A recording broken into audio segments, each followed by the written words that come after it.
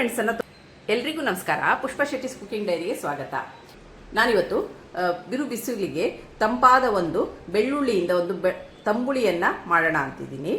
ಅದಕ್ಕೆ ನಾನಿಲ್ಲಿ 1 ಗಡ್ಡೆ ಬೆಳ್ಳುಳ್ಳಿಯನ್ನು ತೊಗೊಂಡಿದ್ದೀನಿ, 3 ಊರು ಮೆಣಸನ್ನು ತೊಗೊಂಡಿದ್ದೀನಿ. ಊರು ಮೆಣಸು ಸಿಗಲಿಲ್ಲ ಅಂದರೆ ನೀವು ಯಾವ ಮೆಣಸು ಉಪಯೋಗಿಸ್ತೀರಿ ಅದನ್ನು ತೊಗೊಳ್ಳಿ. ಇದು ಸೀಸ್ನಲ್ಲು, ಇದು ಎಲ್ಲ ಟೈಮಲ್ಲಿ ಈ ಮೆಣಸು ಸಿಗೋದಿಲ್ಲ, ಈಗ ಸಿಗುವ ಕಾಲ. ಆದ್ದರಿಂದ ನಾನು ಊರು ಮೆಣಸನ್ನು ತೊಗೊಂಡಿದ್ದೀನಿ. ಖಾರ ಹೆಚ್ಚು ಕಡಿಮೆ ಮಾಡ್ಕೋಬೋದು. ಒಂದು ಅರ್ಧ ಕಪ್ಪು ತೆಂಗಿನ ತುರಿಯನ್ನು ತೊಗೊಂಡಿದ್ದೀನಿ, 1 ಕಪ್ನಷ್ಟು ಮೊಸರನ್ನು ತೊಗೊಂಡಿದ್ದೀನಿ. ಈಗ ಬೆಳ್ಳುಳ್ಳಿನ ಸಿಪ್ಪೆನೆಲ್ಲ ತೆಗೆದು ಸಣ್ಣಗೆ ಹೆಚ್ಚಿಕೊಳ್ಳೋಣ. ಬೆಳ್ಳುಳ್ಳಿ ಮತ್ತು ಕೆಂಪು ಮೆಣಸನ್ನು ಸ್ವಲ್ಪ ಹುರ್ಕೋಬೇಕು. ಈಗ ಬೆಳ್ಳುಳ್ಳಿನ ಸಿಪ್ಪೆ ತಕ್ಕೊಳ್ಳೋಣ. ಈಗ ಬೆಳ್ಳುಳ್ಳಿನ ನಾನು ಸಿಪ್ಪೆನ ತೊಗೊಂಡು ಬಂದಿದ್ದೀನಿ. ಈಗ ಇದನ್ನು ಸಣ್ಣಗೆ ಹೆಚ್ಕೊಳ್ಳೋಣ. ನಾನಿಲ್ಲಿ ಒಗ್ಗರಣೆಗೆ ಕೆಲವೊಂದು ಸಾಮಗ್ರಿಗಳನ್ನು ತೊಗೊಂಡಿದ್ದೀನಿ. ಸ್ವಲ್ಪ ತುಪ್ಪವನ್ನು ತೊಗೊಂಡಿದ್ದೀನಿ, ಸ್ವಲ್ಪ ಸಾಸಿವೆ, ಸ್ವಲ್ಪ ಕರಿಬೇವನ್ನು ತೊಗೊಂಡಿದ್ದೀನಿ. ಮೆಣಸು ಮತ್ತು ಬೆಳ್ಳುಳ್ಳಿಯನ್ನು ಚೆನ್ನಾಗಿ ತುಪ್ಪದಲ್ಲಿ ಹುರಿಯೋಣ. ವೀಕ್ಷಕರೇ, ನಾನಿಲ್ಲಿ ಆಲ್ರೆಡಿ ಒಂದು ಒಗ್ಗರಣೆ ಸೌಟನ್ನು ಬಿಸಿಗಿಟ್ಕೊಂಡಿದ್ದೀನಿ. ಇದಕ್ಕೆ ಸ್ವಲ್ಪ ತುಪ್ಪವನ್ನು ಹಾಕ್ತಾ ಇದ್ದೀನಿ.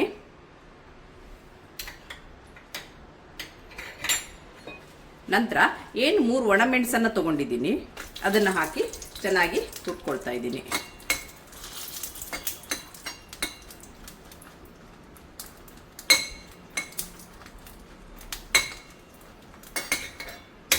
ಇದೀಗ ಆಗಿದೆ, ಇದನ್ನ ತೆಗೆಯೋಣ.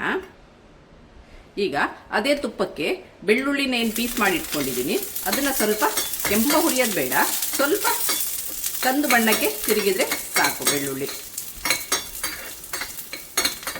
ಈ ತಂಬುಳಿ ಎಲ್ಲ ತುಪ್ಪದಲ್ಲಿ ಹುರ್ಕೊಂಡ್ರೇನೆ ರುಚಿ ಹೆಚ್ಚು.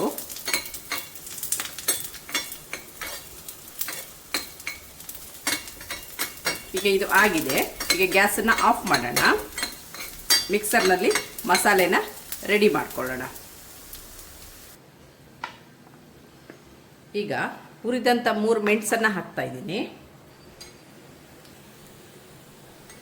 ಬೆಳ್ಳುಳ್ಳಿ ಏನು ಹುರಿದಿಟ್ಕೊಂಡಿದ್ದೀನಿ ಅದನ್ನು ಸಹ ಮಿಕ್ಸರ್ಗೆ ಸೇರಿಸ್ತಾ ಇದ್ದೀನಿ. ಹಾಗೂ ಒಂದು ಅರ್ಧ ಕಪ್ನಷ್ಟು ತೆಂಗಿನ ತುರಿನ ಸೇರಿಸ್ತಾ ಇದ್ದೀನಿ. ರುಚಿಗೆ ತಕ್ಕಷ್ಟು ಉಪ್ಪನ್ನು ಹಾಕ್ತಾ ಇದ್ದೀನಿ. ಇದನ್ನ ಈಗ ಸ್ವಲ್ಪ ನೀರನ್ನು ಸೇರಿಸಿ ನುಣ್ಣಗೆ ರುಬ್ಕೊಂಡು ಬರೋಣ. ವೀಕ್ಷಕರೇ, ಈಗ ನಾನು ತೊಗೊಂಡಂಥ ಸಾಮಗ್ರಿಗಳನ್ನೆಲ್ಲ ನುಣ್ಣಗೆ ರುಬ್ಕೊಂಡು ಬಂದಿದ್ದೀನಿ. ರುಬ್ಬಿದ್ದು ನುಣ್ಣಗಾಗಬೇಕು, ಆವಾಗ ತಂಬುಳಿ ರುಚಿ ಆಗುತ್ತೆ. ಈಗ ನಾವು ತೊಗೊಂಡಂಥ ಮೊಸರನ್ನು ಇದಕ್ಕೆ ಹಾಕಿ ಸ್ವಲ್ಪ ರುಬ್ಬೋಣ. 1 ಸುತ್ತು ಪಲ್ಸ್ ಮಾಡಿದರೆ ಸಾಕು, ಜಾಸ್ತಿ ತಿರುವುದು ಬೇಡ. ವೀಕ್ಷಕರೇ, ಇದೀಗ ಆಗಿದೆ. ನಾನು ಪಾತ್ರೆಗೆ ಟ್ರಾನ್ಸ್ಫರ್ ಮಾಡ್ತಾ ಇದ್ದೀನಿ. ಇದನ್ನು ಈಗ ಬೇಕಾದಷ್ಟು ತೆಳ್ಳಗೆ ಮಾಡ್ಕೊಳ್ಳೋಣ.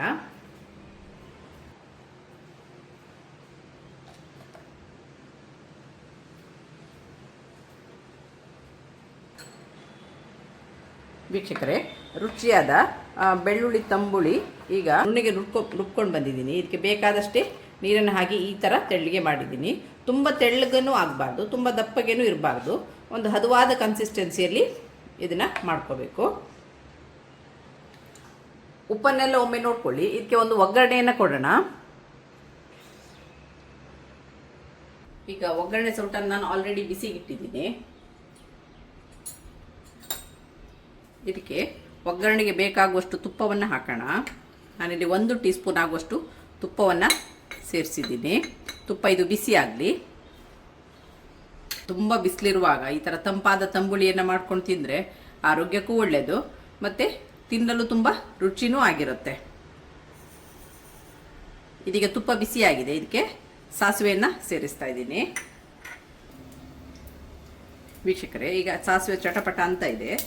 ಈಗ ಇದಕ್ಕೆ 1 ಕೆಂಪು ಮೆಣಸನ್ನು ಹಾಕ್ತಾ ಇದ್ದೀನಿ. ಸ್ವಲ್ಪ ಕರಿಬೇವನ್ನು ಹಾಕ್ತಾ ಇದ್ದೀನಿ.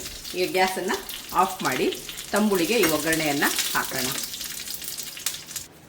ವೀಕ್ಷಕರೇ, ರುಚಿಯಾದ ಬೆಳ್ಳುಳ್ಳಿ ತಂಬುಳಿ ಸವಿಯಲು ಸಿದ್ಧವಾಗಿದೆ. ನಿಮಗೆ ನನ್ನ ಈ ರೆಸಿಪಿ ಇಷ್ಟವಾದರೆ ಪುಷ್ಪ ಶೆಟ್ಟಿಸ್ ಕುಕಿಂಗ್ ಡೈರಿ ಇದಕ್ಕೆ ಒಂದು ಲೈಕ್ ಕೊಡಿ, ಶೇರ್ ಮಾಡಿ, ಕಮೆಂಟ್ ಮಾಡಿ. ಸಬ್ಸ್ಕ್ರೈಬ್ ಆಗಿಲ್ಲ ಅಂದರೆ ಸಬ್ಸ್ಕ್ರೈಬ್ ಆಗಿ, ಹಾಗೂ ನಿಮ್ಮ ಫ್ಯಾಮಿಲಿ ಮತ್ತು ಫ್ರೆಂಡ್ಸ್ಗಳ ಜೊತೆನೂ ಹಂಚಿಕೊಳ್ಳಿ. Thanks for watching.